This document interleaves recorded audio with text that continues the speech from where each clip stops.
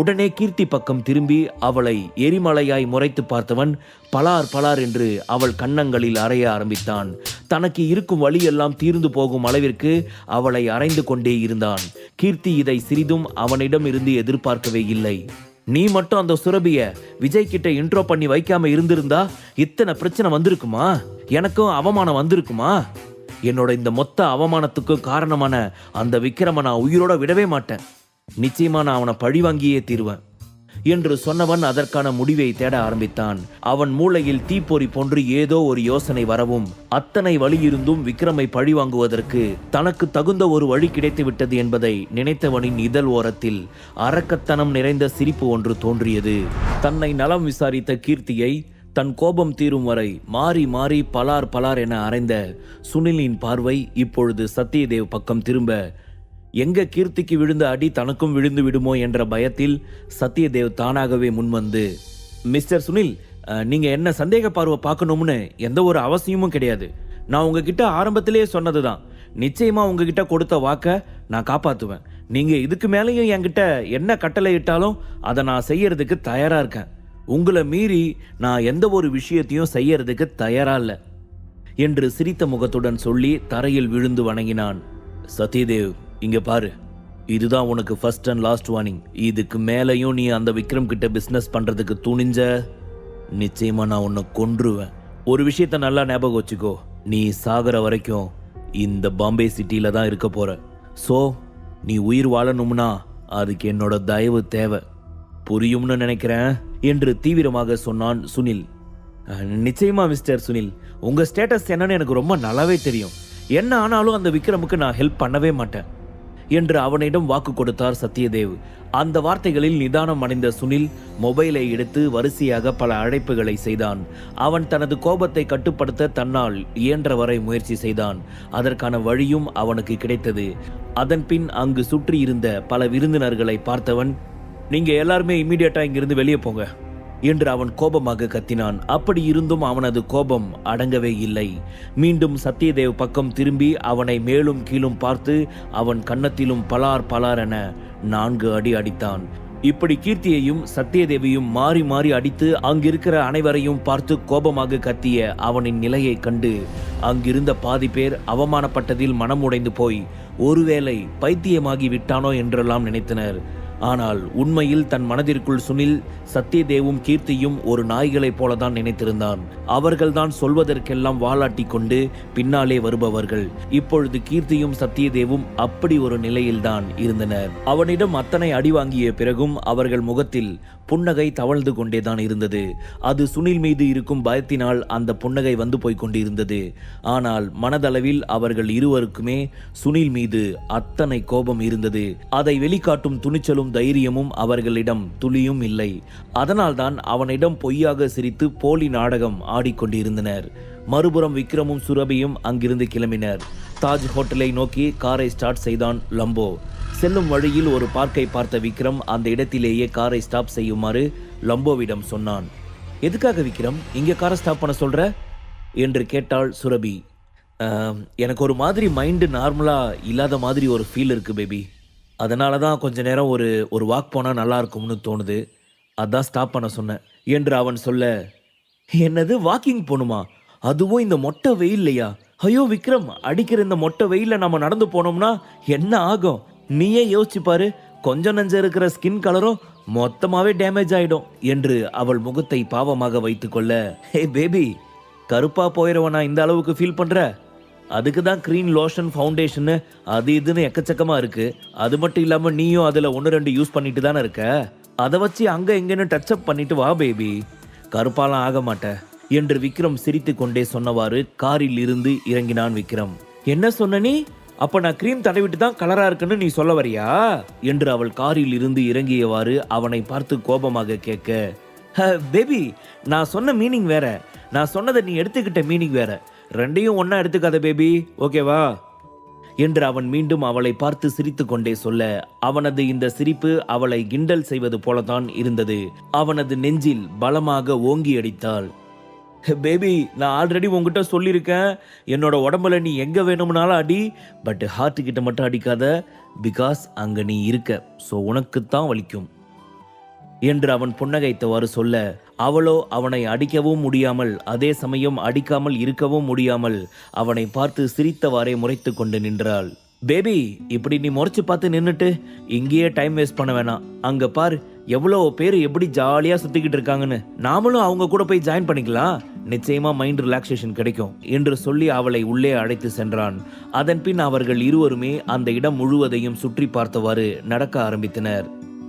ஒருபுறம் அழகிய மலர்கள் பூத்து குலுங்கி கொண்டிருக்க, இன்னொரு புறம் அருவி போல நீர் ஊற்றி கொண்டிருந்தது. இன்னொரு புறமும் குழந்தைகள் விளையாடி கொண்டிருந்தனர். இதையெல்லாம் பார்த்து ரசித்தவாறு அவர்கள் இருவரும் ஏதும் பேசாது அமைதியாகவே நடந்து கொண்டிருந்தனர். லம்போ அவர்களுக்கு பின்னால் நடந்தவாறு வந்து கொண்டிருந்தான். விக்ரம், இந்த சுனில் மல்கோத்ராவுக்கு விஜய் விட பெரிய பாப்புலாரிட்டி பாம்பேல இருக்கும் போல. ஐ திங்க் நான் அவனை ரொம்ப ஃபேமஸ்னு நினைக்கிறேன். ஜுவல்ஸ் அசோசியேஷன் சேம்பர்ல சத்யதேவ் கூட அவனை பார்த்து ரொம்ப பயப்படுறாரு. ஆனா நீங்க அதை எதையும் பத்தி திங்க் பண்ணாம அவனை போட்டு அடிச்சிட்டு வந்துட்டீங்க. இதனால உங்களுக்கு ஏதாவது பின்னாடி பிரச்சனை வந்துச்சுன்னா என்ன பண்றது என்று அவனிடம் கேட்டாள் சுரபி. ஓ, அப்ப மேடம்க்கு இந்த மாமா மேல நம்பிக்கை இல்ல, அப்படிதானே? இங்க பார் பேபி, எத்தனை பேர் வந்தாலும் யாருமே ஐயா மேல சின்ன கீறல் கூட போட முடியாது.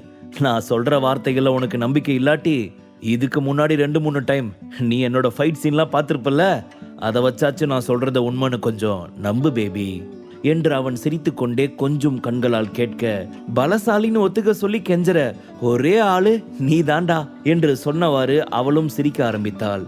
ஆனால் சுரபியின் மனதிற்குள் ஒருவித பயம் இருந்து கொண்டேதான் இருந்தது. சுனில் போன்ற ஒரு பிரபலமான நபரை பார்ப்பது சுரபிக்கு இதுவே முதல் முறை. சுனில் தன் வார்த்தைகளாலேயே எல்லாரையும் மிரட்டுவது மட்டுமின்றி அவனை பார்த்தும் அனைவருமே அதிக அளவு பயந்தார்கள். அதனால்தான் சுரபிக்கு அவனை நினைத்து மனதிற்குள் லேசான பயம் இருந்தது. அவனை எதிர்த்த விக்ரமை அவன் ஏதாவது செய்து விடுவானோ என்று நினைத்து அவள் மிகவும் பயந்தாள். அவளுடைய பயம் அவள் கண்களில் மிகவும் அப்பட்டமாக தெரிந்தது. அதை பார்த்து விக்ரம், என் பேபி எனக்கு எதா ஆயிடும்னு ரொம்ப பயப்படுறா போல, அவ கண்ணை பார்த்தாலே ரொம்ப நல்லா தெரியுது என்று நினைத்த விக்ரமிற்கு மனதின் ஓரத்தில் இதமாக இருந்தது. காரணம், தன் உயிருக்கு உயிராய் நேசிப்பவர்கள் நமக்கு ஏதாவது ஆகிவிடுமோ என்று பயப்படுவதை நினைத்தால் யாருக்கு தான் சந்தோஷம் வராமல் இருக்கும்? அப்படி ஒரு சூழ்நிலையில்தான் இப்பொழுது நமது விக்ரமும் இருந்தான். ஆனால் அவளை சமாதானம் செய்யும் விதமாக அவளிடம் அவள் கைகளை பற்றி கொண்டு, இங்க பாரு பேபி, இதெல்லாம் ஒரு விஷயமே இல்லை. உனக்கு இன்னும் கிளியரா சொல்லி புரிய வைக்கணும்னா இதெல்லாம் நமக்கு ஒரு பாடம் தான். எல்லார் லைஃப்லயும் இந்த மாதிரி ஏதாவது ஒரு ஏற்றம் இறக்கம் இருக்கதான் செய்யும். எப்பவுமே நாமளே ஜெயிச்சுட்டு இருப்போம்னு நினைக்கிறது ரொம்ப பெரிய தப்பு. அந்த மாதிரி இருந்தா லைஃப் ரொம்ப போரிங்கா போகும். ஸோ அப்பப்ப சர்க்கிள் வரும். அந்த மாதிரி ஒரு சர்க்கிள் தான் இப்போ வந்திருக்கு நமக்கு.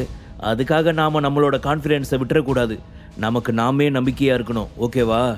இந்த சுனில் எல்லாம் சாதாரண விஷயம். அவனை நான் அசால்ட்டா சமாளிச்சிடுவேன். இதுல முக்கியமான முடிவு எடுக்க வேண்டியது நீதான். நீ எதுக்காக பிசினஸ் பண்றதுக்கு வேற ஒருத்தவங்க சப்போர்ட்டை எதிர்பார்க்குற? உனக்கு ரொம்ப டேலண்ட் இருக்குதானே? இதை பத்தி நேஷனல் ஜுவல்ஸ் ஃபீல்டுல ரொம்ப பாப்புலரா இருக்கிற அந்த சத்யதேவ் உங்ககிட்ட என்ன சொன்னாரு? யாரோட சப்போர்ட்டும் இல்லாமையே உன்னால மேல வர முடியும்னு சொன்னார் தானே? அவர் கட்சி மாறல, அதை பத்தி நமக்கு பிரச்சனை இல்லை. ஆனா இந்த ஃபீல்டுல அவருடைய எக்ஸ்பீரியன்ஸ் எந்த லெவலுக்கு இருக்குதுன்னு உனக்கு ரொம்ப நல்லாவே தெரியும். அப்படிப்பட்ட எக்ஸ்பீரியன்ஸான ஒரு பர்சன் உன்னை புகழ்ந்தாருன்னா அப்ப நிஜமாவே உன்னோட திறமை ரொம்ப நல்லா இருக்குன்னு தானே அர்த்தம். அப்புறம் ஏன் பேபி நீ பயப்படுற? நீ எதை நினைச்சும் பயப்படாத. நிச்சயம் உன்னால சக்சஸ் ஆக முடியும். அதனால இனிமே நீ வேற ஒருத்தவங்களோட சப்போர்ட்டை நம்பி அவங்களோட டைப் வச்சு பிஸ்னஸ் ஸ்டார்ட் பண்ணணும் அப்படின்ற ஐடியாவை தூர தள்ளி விட்டுட்டு நீயே தனி ஒரு ஆளா நின்று பாம்பே சிட்டில ஸ்டார்ட் பண்ணு. உன்னை இந்த மாமா சக்சஸ் பண்ண வைக்கிறேன் என்று அவன் அவளிடம் மிகவும் துணிச்சலாக சொன்னான்.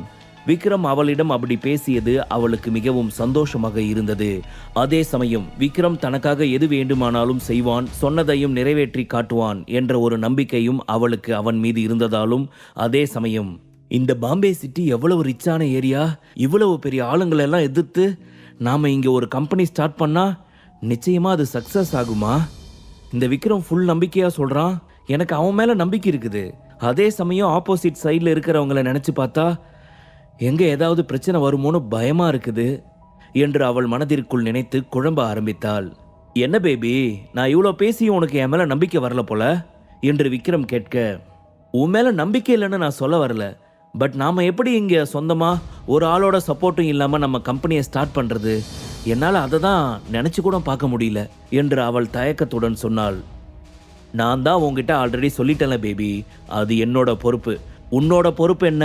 கம்பெனி ஸ்டார்ட் பண்ணதுக்கு அப்புறம் அந்த கம்பெனியை சக்ஸஸ்ஃபுல்லாக கொண்டு போகிறது. அதில் மட்டும் நீ கான்ஃபிடென்ட்டாக இரு, ஓகேவா என்று அவன் சொல்லி கொண்டிருக்கும் பொழுது, நான் உன்னை நம்புறேன் விக்ரம் என்று சொல்லி அவள் தனது முகத்தில் புன்னகையை தவழ விட்டாள். தட்ஸ் மை பேபி, இப்படி தான் சொன்னதை சமத்தா கேட்டுக்கணும் என்று சொல்லி அவன் அவள் கன்னத்தில் செல்லமாக தட்ட அவளோ அவனை பார்த்து, விக்ரம் ரொம்ப கால் வலிக்குது, நம்ம இங்கேயே எங்கேயாவது ஒரு இடத்துல உட்காரலாமா என்று அவள் கேட்க சுற்றும் முற்றும் பார்த்தவன் அங்கே மரத்திற்கு அருகில் இருந்த ஒரு ஸ்டோன் பெஞ்சில் சென்று அமர்ந்தான். அவளும் அவன் பின்னால் சென்று அமர்ந்தாள். அதன் பின் அவர்கள் இருவரது பார்வையும் அங்கே விளையாடி கொண்டிருந்த குழந்தைகளை நோக்கி சென்றது.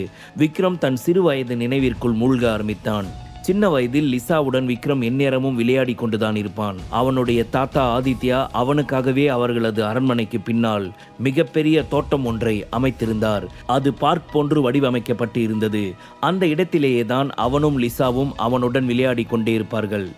மணிக்கு ஒரு முறை சென்று அவன் அம்மாவிடம் அவன் முத்தம் வாங்கி கொண்டு வருவதும் விக்ரமின் அம்மாவும் அவனுக்கு முத்தமிடுவதும் அதை பார்த்து லிசா அழுது கொண்டே அடம்பிடித்தவாறு எனக்கு ஒரு முத்தம் என்று கேட்டு மீண்டும் விக்ரம் அம்மாவிடம் லிசா அம்மாவிடமும் அவன் சென்று முத்தம் வாங்குவதும் அதன் பின் மீண்டும் அவர்கள் இருவரும் சேர்ந்து விளையாடுவதும் என அனைத்து நினைவுகளையும் நினைத்து பார்த்தவனின் இதழ் ஓரத்தில் அழகிய புன்னகை ஒன்று தவழ்ந்தது. அதே சமயம் சுரபியும் அந்த குழந்தைகளின் விளையாட்டுத்தனத்தை ரசித்து கொண்டிருக்க அவள் ரசிப்பதை பார்த்த விக்ரமின் மனதிற்குள் திடீரென ஒரு எண்ணம் வந்து ஒட்டிக்கொள்ள அவன் சிரிப்பு இன்னும் அதிகமானது. இப்போ இங்க விளையாடுற குழந்தைங்களை பார்த்தா எங்க 2 பேருக்கும் இதே மாதிரி இன்னும் 2 குழந்தைங்க வந்தா நல்லா இருக்குன்னு தோணுதில்ல? நான் என்னோட பேபி எங்களுக்குன்னு 2 குழந்தைங்க செம்மையா இருக்கும்ல என்று விக்ரம் மனதிற்குள் நினைத்து கொள்ள சுரபிக்கும் அவள் மனதிற்குள் ஏனோ அவளை அறியாமல் அதே எண்ணம் தான் தோன்றியது. எனக்கும் விக்ரம்க்கு இதே மாதிரி குழந்தைங்க பிறந்து இந்த மாதிரி ஒரு பார்க்ல நாங்க விளையாடினா எப்படி இருக்கும் என்று யோசித்து கொண்டவள் தனக்குத்தானே தலையில் அடித்து கொண்டாள். ஐயோ சுரபி, எதுக்காக உன் புத்தி இப்படியெல்லாம் யோசிக்குது? நீ ஃபர்ஸ்ட் என்ன ஒரு ஐடியால தான் இருக்க. ஒழுங்கு மரியாதையா இந்த நினைப்பெல்லாம் மூட்டை கட்டிட்டு உன் பிசினஸை எப்படி சக்சஸ் ஆக்குறதுன்னு யோசி என்று தன்னைத்தானே கடிந்து கொண்டவள் சுய நினைவிற்கு வந்து விக்ரமை பார்க்க அவனோ அவளிடம் பேபி கிளம்பலாமா என்று தன் மனதிற்குள் எழுந்த ஆசையை அடக்கி கொண்டவாறு அவளை பார்த்து சிரித்தவாறு கேட்க அவளும் அவள் மனதிற்குள் இருந்த ஆசையை ஒளித்து வைத்துக்கொண்டு கிளம்பலாம் விக்ரம் என்று சொல்ல அவர்கள் இருவரும் அங்கிருந்து கிளம்பி சென்றனர். ஆனால் அவர்கள் இருவருக்கும் இப்பொழுது தோன்றிய அந்த ஒரே எண்ணம் அவர்கள் மனதை விட்டு விலகாது இதயத்திலேயே இருக்க இருவரும் மாறி மாறி அங்கு விளையாடி கொண்டிருந்த குழந்தைகளையே பார்த்தவாறே நடந்தனர். அவர்கள் இருவருமே அவர்களை அறியாமல் ஒருவரை ஒருவர் கையை பற்றி கொண்டவாறு அந்த பார்க் முழுவதையும் ஒருமுறை சுற்றி வலம் வந்துவிட்டு தங்கள் காரில் தாஜ் ஹோட்டலை நோக்கி சென்றனர். முழு கதையையும் கேட்டு மகிழ பாக்கெட் FM ஆப்பை டவுன்லோட் செய்யுங்கள். லிங்க் டிஸ்கிரிப்ஷனில் கொடுக்கப்பட்டுள்ளது.